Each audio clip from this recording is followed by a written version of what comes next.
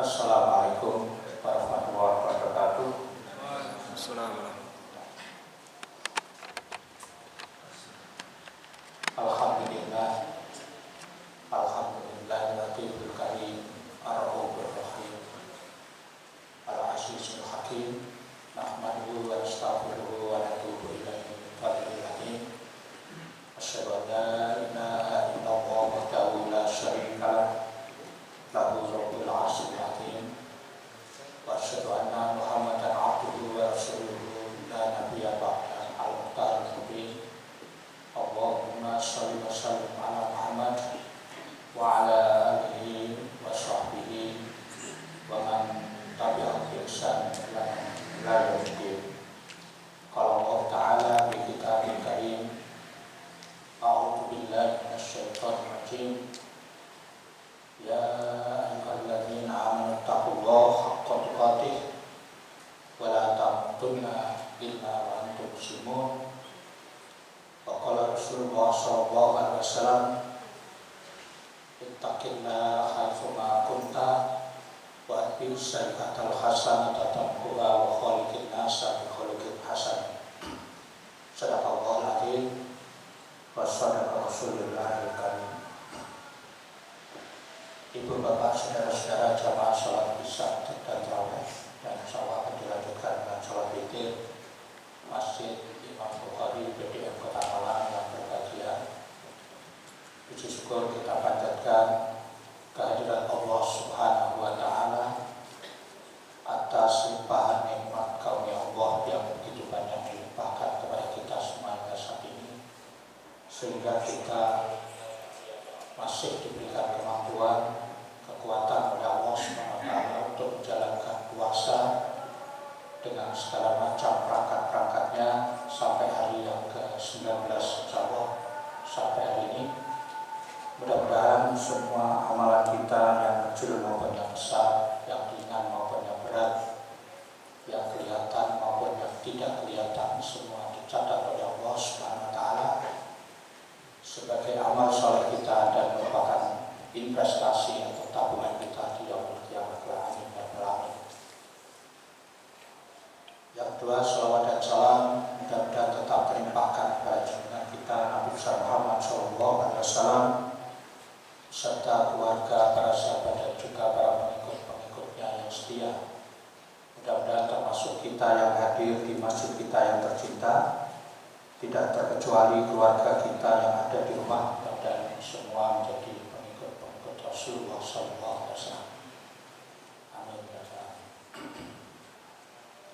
Ibu bapak, ayat yang saya baca di awal tadi adalah biasanya selalu menjadi prolog pengantar para khatib di dalam khutbah Jumat. Tetapi ayat dan hadis tersebut saya kaitkan dengan tema pada malam hari ini, dengan puasa dan rasa malu. Bapak Ibu yang dirahmati dan dimuliakan oleh Allah Subhanahu wa Ta'ala, rasa malu adalah merupakan bagian dari keimanan dan merupakan wujud akhlak yang mulia, dan tentunya hanya ajaran Islam yang mengajarkan rasa malu ini. Di luar ajaran Islam, kita lihat, kita amati, tidak ada yang mengajarkan tentang rasa malu ini. Hanya di dalam Islam lah rasa malu ini betul-betul dijelaskan dengan gamblang. Bapak Ibu yang berbahagia, pada zaman jahiliyah, masa pra-peradaban sebelum kelahiran Rasulullah SAW, kita saksikan, kita baca di Sirah Nabawiyah bahwa banyak atau mayoritas orang-orang jahiliyah itu boleh dikatakan tidak punya rasa malu. Bayangkan di tempat suci seperti Ka'bah, mereka melakukan tawaf, mengitari Ka'bah itu mereka tanpa busana. Jadi tanpa busana sama sekali, yang kalau sekarang sunahnya atau aturannya harus pakai pakaian ihram, tetapi mereka zaman jahiliyah tidak memakai pakaian sedikit pun, tidak memakai pakaian apa-apa.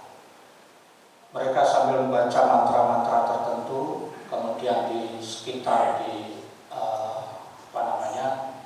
ketinggian Ka'bah atau di atap-atapnya Ka'bah, dan di sekitar Ka'bah itu ada kurang lebih 360 patung yang disembah-sembah oleh mereka. Kemudian setelah membaca ritual-ritual tertentu, ya, mereka kemudian setelah selesai melakukan ritual yang dilakukan dengan cara mereka, kemudian mereka memilih pasangan sendiri-sendiri, laki perempuan, kemudian berbuat mesum sampai pagi. Bapak Ibu yang berbahagia, mereka melakukan demikian ini karena tidak punya iman pada Allah Subhanahu wa Ta'ala. Khususnya tidak ada perasaan muraqabah, tidak ada perasaan dilihat oleh Allah Subhanahu wa Ta'ala, dan iman itu hanya sekedar mungkin hanya di mulut saja, tetapi tidak membekas di dalam hati-hati mereka. Iman akan menjadi sempurna itu karena apa? Karena rasa malu, karena rasa malu kepada Allah Subhanahu wa Ta'ala. Orang yang menjadi mulia karena malu, ya, karena malu ini menjadi satu kebutuhan kita sebagai orang-orang yang beriman. Jadi orang menjadi mulia karena malu kepada Allah Subhanahu wa Ta'ala itu menjadi landasan di dalam semua aktivitas perbuatan kita. Bapak Ibu, malu kepada Allah jelas sangat berbeda dengan malu kepada sesama manusia, di mana Bapak Ibu yang dirahmati dan dimuliakan oleh Allah Subhanahu wa Ta'ala. Kalau malu kepada Allah Subhanahu wa Ta'ala itu tidak mengenal tempat. Dalam kondisi sendirian maupun kondisi ramai, banyak orang dia akan tetap merasa malu. Tetapi kalau malu kepada sesama manusia, itu bisa jadi kalau di hadapan manusia mereka malu, tetapi di hadapan Allah Subhanahu wa Ta'ala itu tidak punya rasa malu sama sekali. Bapak Ibu, rasa malu kepada Allah Subhanahu wa Ta'ala ini sebenarnya merupakan didikan Ramadan. Jadi Ramadan ini mendidik diri kita agar supaya kita ini merasa diawasi oleh Allah Subhanahu wa Ta'ala, mempunyai sifat muraqabah yang pernah saya singgung di masjid ini, merasa diawasi oleh Allah Subhanahu wa Ta'ala, sehingga ketika kita sudah merasa diawasi oleh Allah, apapun sepak terjang kita akan terasa Allah itu dekat dan mengawasi diri kita. Nah, Bapak Ibu, rasa malu ini sebenarnya merupakan cabang iman, cabang keimanan. Kalau dalam kajian para ulama itu iman itu bercabang sampai 60 macam. Salah satunya adalah rasa malu. Dan rasa malu ini adalah merupakan satu faktor yang paling menentukan di dalam kehidupan diri kita orang-orang yang beriman. Iman akan menjadi sempurna karena malu kepada Allah Subhanahu wa Ta'ala, dan tentunya kalau sudah malu kepada Allah Subhanahu wa Ta'ala, dia tidak akan mendekat yang namanya dosa sekecil apapun. Jadi kita berpuasa dididik oleh Allah Subhanahu wa Ta'ala agar punya rasa malu. Anggap saja kalau kita walaupun tidak ada orang yang melihat kita masuk kamar, mohon maaf, bisa berkumpul dengan istri kita, atau mohon maaf lagi yang haram dilakukan, bergaul dengan pacar-pacar kita. Kalau itu sudah tidak punya rasa malu kepada Allah Subhanahu wa Ta'ala. Tetapi ketika itu dilihat oleh manusia, mungkin kita malu, tetapi di hadapan Allah Subhanahu wa Ta'ala kita tidak punya rasa malu. Bapak Ibu yang dirahmati dan dimuliakan oleh Allah Subhanahu wa Ta'ala,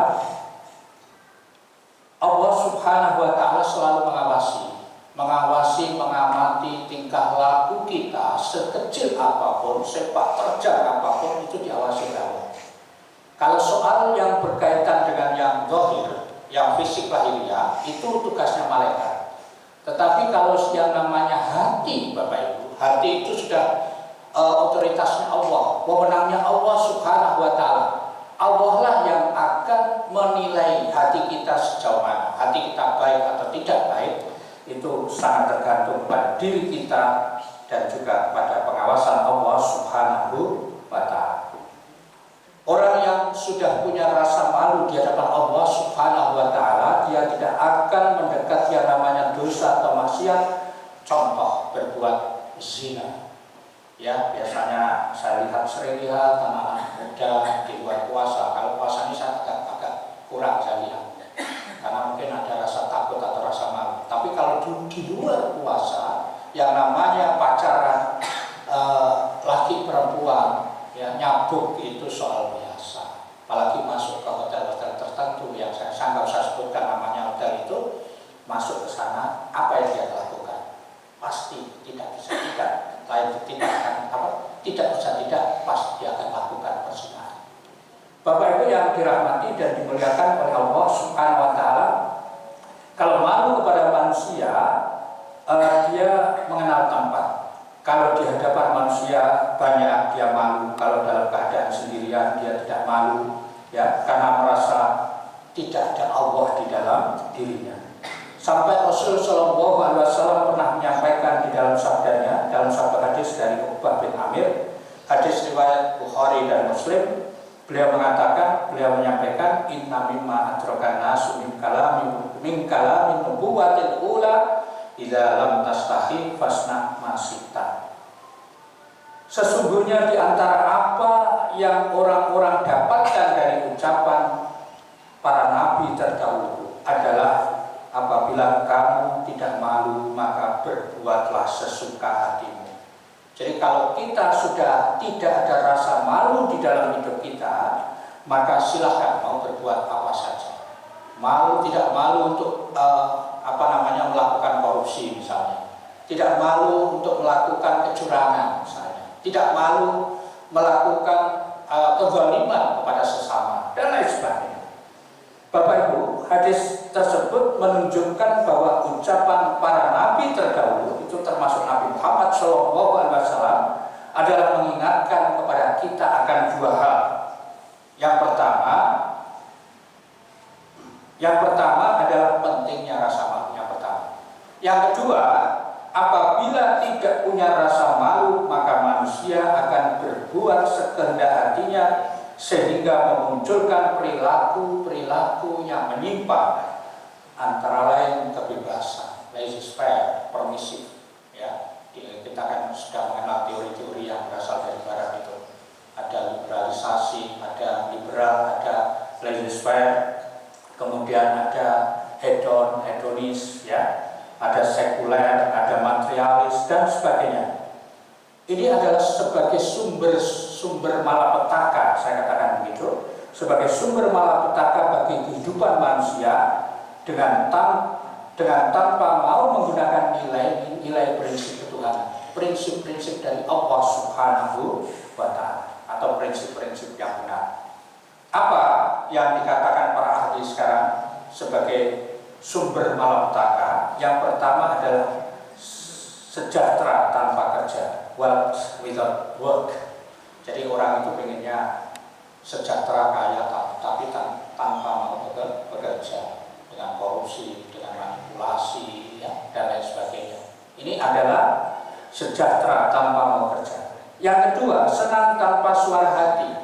Sebagai contoh, kita bertetangga, ketika kita punya kesenangan, yang penting diri kita happy, tanpa memperhatikan tetangga, kita nyetel musik yang keras, atau sepeda motor kita keraskan dengan suara yang luar biasa, padahal tetangga kita lagi sakit dan lain sebagainya. Ini adalah ciri orang yang dia senang tanpa suara hati, pleasure without conscience.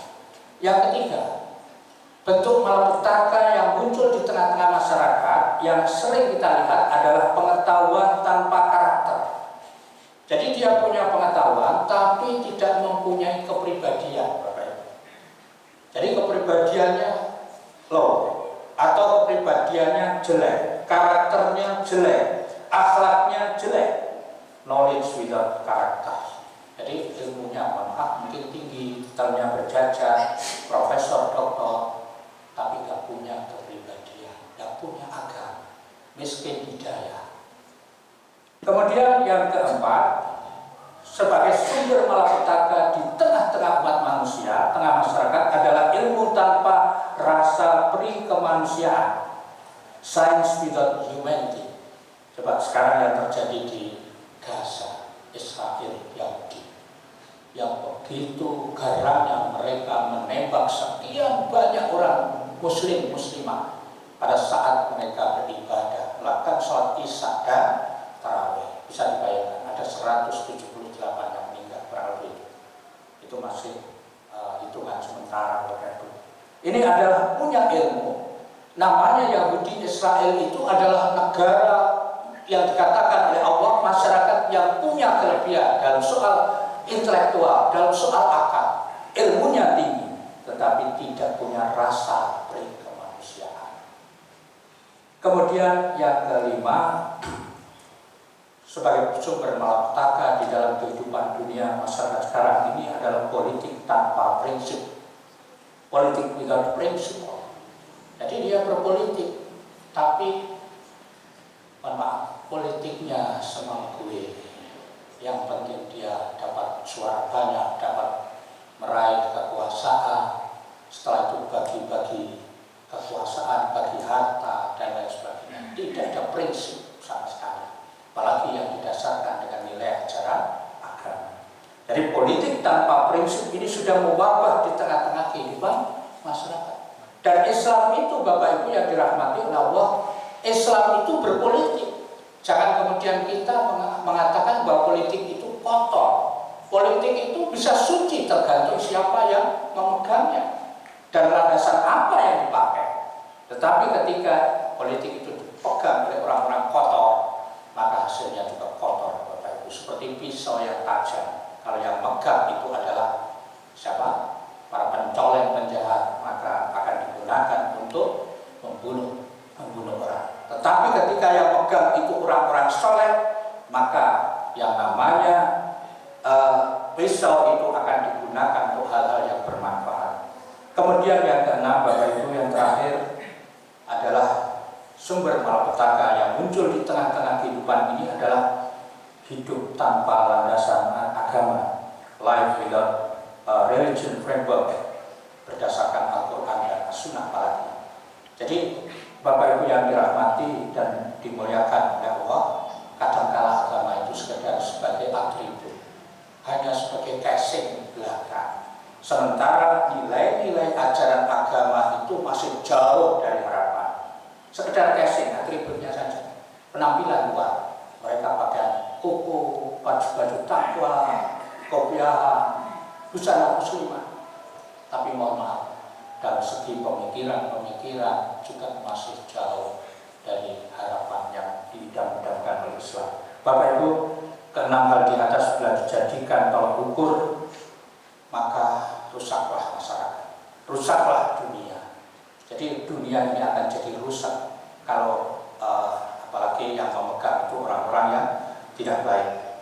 Itulah yang disebut sebagai petaka masyarakat. Rasulullah menyampaikan tentang penyakit masyarakat atau umat disebutkan di dalam satu hadis riwayat Abi Dunya dan Tabrani dari Abu Hurairah. Beliau bersabda, sesungguhnya akan menimpa umatku penyakit umat Darul Umami. Kemudian para sahabat bertanya, apa yang disebut dengan Darul Umami, penyakit umat itu, ya Rasulullah SAW? Maka Rasul bersabda, ada 7 macam. Yang pertama adalah kufur nikmat, yang kedua perbuatan ngawur, yang ketiga menumpuk-numpuk harta, yang keempat bersaing dengan tidak sehat di dalam urusan dunia, yang kelima saling membenci, saling mendengki, yang keenam saling mendengki sehingga berbuat jahat atau berbuat zalim antara satu dengan yang lainnya, kemudian yang ketujuh kemudian terjadi saling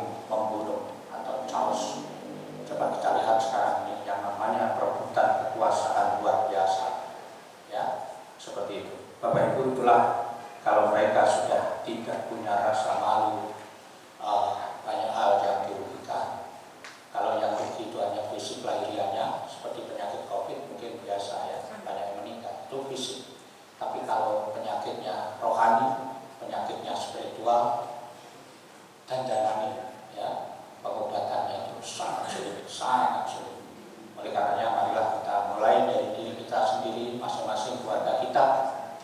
bisa membangun masyarakat, membangun umat yang didasari dengan ketakwaan kepada Allah. Salah satunya adalah ucapan iman, rasa malu kepada Allah Subhanahu wa taala. Mudah-mudahan ada hikmah manfaatnya untuk kita. Kita tutup dengan doa kafaratul majelis. Subhanallahi wa bihamdihi, asyhadu an la ilaha illa anta, astaghfiruka wa atubu ilaik. Wassalamualaikum.